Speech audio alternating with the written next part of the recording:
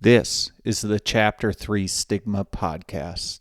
This podcast was created to be there for any individual who feels like they are at a low point in life and are confused, seemingly alone, and helpless in their situation.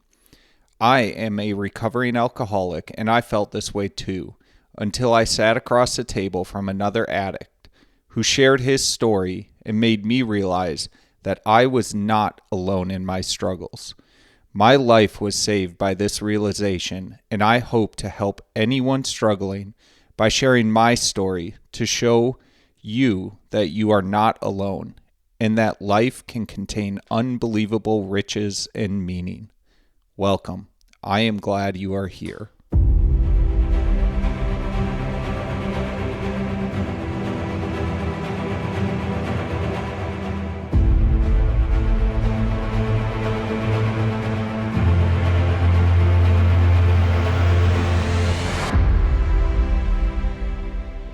Hey folks, welcome to another episode of the Chapter 3 Stigma Podcast.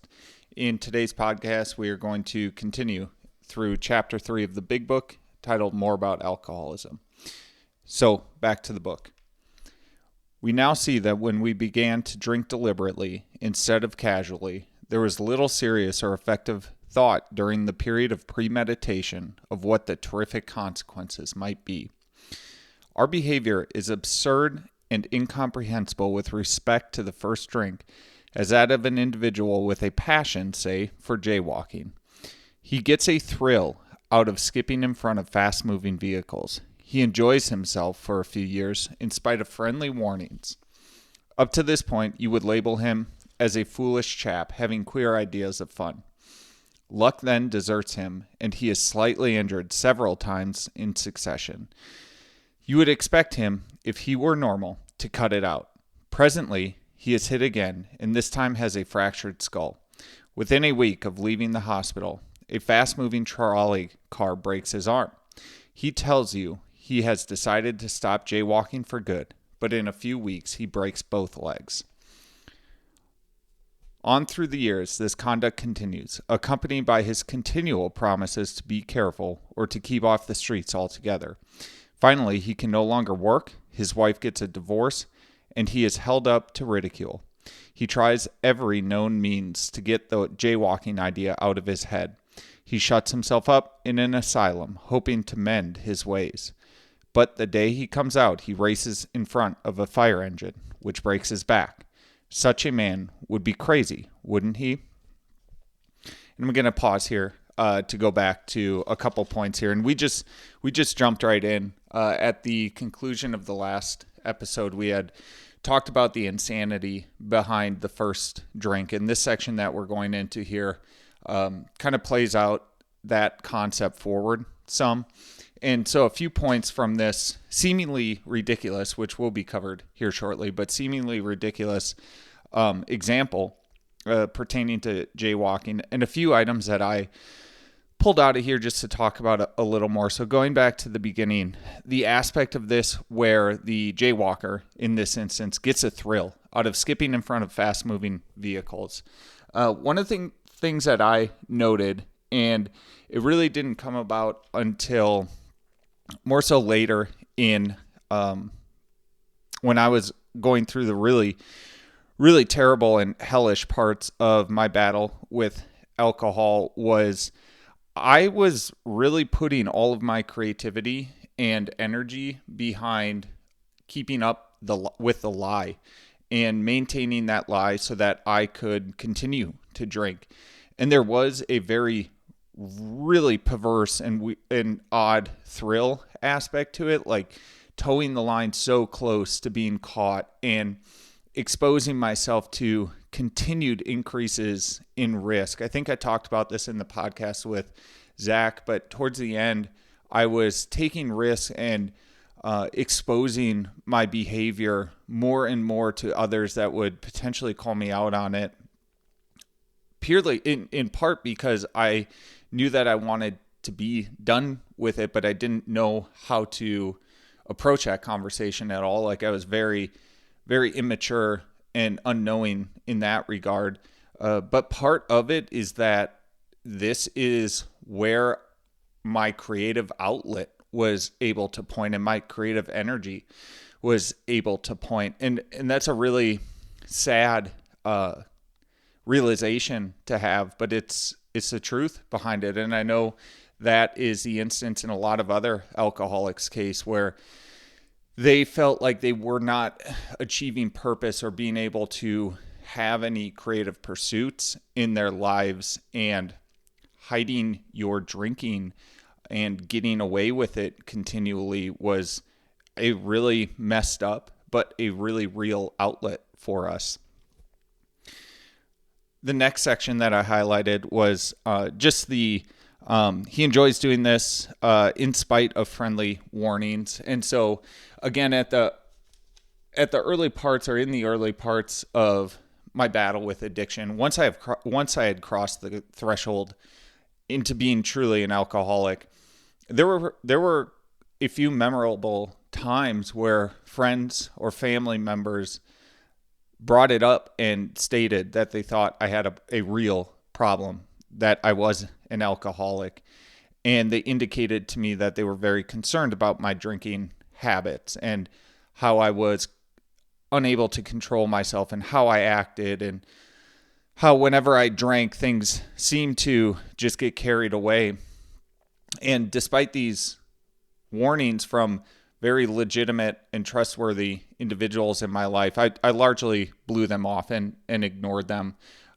It's not to say that they didn't work at the end of the day, because at some point I needed that seed planted, and my friends, my family stepping up and bravely stating the fact that they thought I had an issue was the planting of that seed. It did stay with me, that concept and idea that maybe I do have an issue, and it would grow. And unfortunately, the way it grew in my case, because of the way I decided to approach things, was not the healthiest.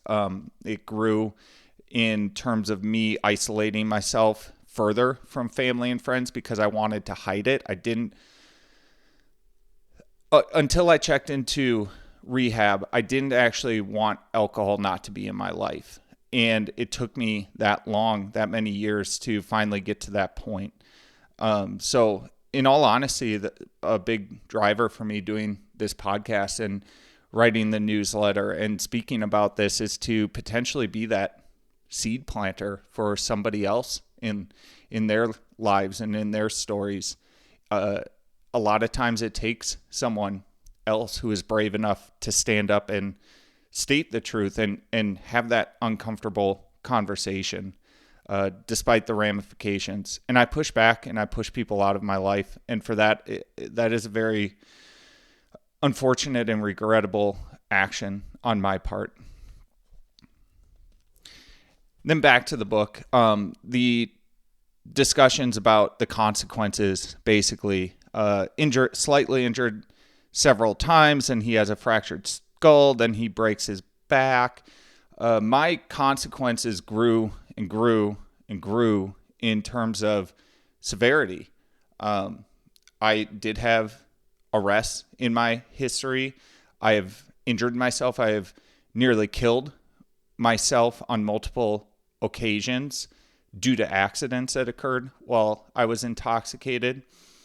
And then I wound up breaking my leg at one point while I was under the influence. And I knew it was alcohol at the root cause, but I refused to confront it. I refused to face it.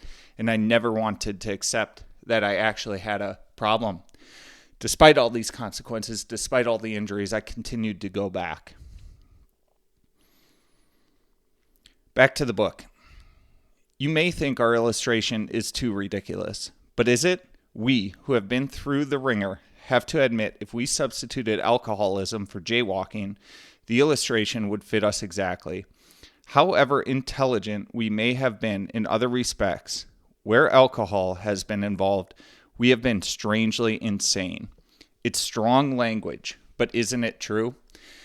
And I'm going to pause there because I guess regardless of your situation in which you are listening to this podcast. Like if you hear this jaywalk example and you're dismissive of it, it rings so true for those of us who truly are alcoholics. Just this insanity. There is no better word than insanity, because it truly is doing the same thing and expecting different results. Again, going back to what I would say to myself every single time that I entered into a bender: this time will be different. It never was different. That is true insanity. So as strong as it may seem, there truly is no better word or no better language choice to use in this case than insanity. Back to the book. Some of you are thinking, yes, what you tell us is true, but it doesn't fully apply. We admit we have some of these symptoms, but we have not gone to the extremes you fellows did, nor are we likely to, for we understand ourselves so well after what you have told us that such things cannot happen again. We have not lost everything in life through drinking, and we certainly do not intend to. Thanks for the information. That may be true of certain non-alcoholic people who, though drinking foolishly and heavily at the present time, are able to stop or moderate because their brains and bodies have not been damaged as ours were. But the actual or potential alcoholic, with hardly an exception, will be absolutely unable to stop drinking on the basis of self-knowledge. This is a point we wish to emphasize and re-emphasize to smash home upon our alcoholic readers, as it has been revealed to us out of bitter experience. Let us take another illustration. So I'm going to pause at this point here, and actually I'm going to stop reading from the book right now, because there's enough coverage in here and enough that I want to talk about that I don't think that we need to go on further. So going back to the part of drinking foolishly and heavily at the present time. So again, looking back at my story, there certainly was a time period, brief as it was, where I had the opportunity to stop myself before crossing the threshold. And again, just to reiterate, that threshold, the forces that push one across the threshold of alcoholism, where you do not come back. You never can undo becoming an alcoholic. Those forces are genetics, which you don't control, your environment, so kind of the culture, the habits, the norms of the larger group that you surround yourself, and then the trauma that you experience. I had a brief point in my life, like call it sophomore year of college, roughly 2010, where I could have corrected course. I could have taken action to change my life, to change my environment in a manner to deal with trauma that was upcoming in a manner that would have prevented me from crossing over the threshold. I was expressing and practicing very poor and very bad habits and relationships with alcohol at that point, but it's become clear to me now, reflecting back on this time period, that I still had the ability to pull back. I went summers and I went months without drinking, and not that abstaining from drinking is an indication of my ability or the opportunity for me to have pulled back before I crossed the threshold, but really it was the lack of obsessive thinking and obsessive thought patterns about alcohol that occurred during those times where I did abstain. So it's not only the lack of actual drinking and pursuit of drinking opportunities during that brief time period of my life, but it was also the missing insanity that went along with becoming an alcoholic. Getting into the addiction and alcoholic literature and community, really, and understanding this further, it becomes so clear to me when that thought pattern switched on me, and when, in my case, I did cross that threshold. So, yes, I did have a brief opportunity where I think I could have pulled back and things could have ended up differently, but they didn't. Now, that being said, I know many people in the AA community, in the recovery community, who are adamant they were an alcoholic from birth. The moment they had their very first drink, the insanity was there and with them, and they could never stop it from the very beginning. And so that just really shows the power of those three forces. Again, the way I think about it is the acronym GET. So genetics, environment, and trauma. Finally, the last bit that I want to highlight in this section, and I'm actually oddly excited. Like, I've come up with a new way of thinking about this and explaining it to people. It's this section. We will be absolutely unable to stop drinking on the basis of self-knowledge. I obsessed over the pursuit of self-knowledge, understanding how alcohol impacted each of the bodily systems, understanding how personal habit loops are formed, understanding how to disrupt habit loops, attempting to understand like the emotional side and regulation of all of this, understanding different therapy techniques and approaches, and then even diving into some practices and with regards to journaling, exercise, all of that. Like, I just obsessed and pursued self-knowledge, thinking that I could solve this problem myself. And I was trying to like create a new path to keep alcohol in my life, but not have it run me and control me in the manner that it did. And I just so desperately, prior to accepting my alcoholism, wanted to be normal, wanted to be able to have a drink with my wife on our front porch on a weekend night. And I just had to work through getting that idea out of my head and knowing that it was not possible. But I finally figured out a good corollary to the way I can explain or think about alcoholism at that point. And that is through another trait that I have in my life, and that is that I'm colorblind. And so it's really funny to me. It's taken me this long to kind of put these two ideas together. But when I would, so my colorblindness manifests in a way that it's like blues and purples are really difficult for me. Orange, green, brown, red, all kind of blend together. All of these become nearly impossible for me to decipher, distinguish in low light situations. It's not like a black and white view of the world by any means, but the way I describe it when people ask me what my experience is like as someone who is colorblind, the way I've explained it for well over 2 decades is it feels like I just forget what a color looks like. And so what I mean by that is if someone presents me with a color and they say, what color is this?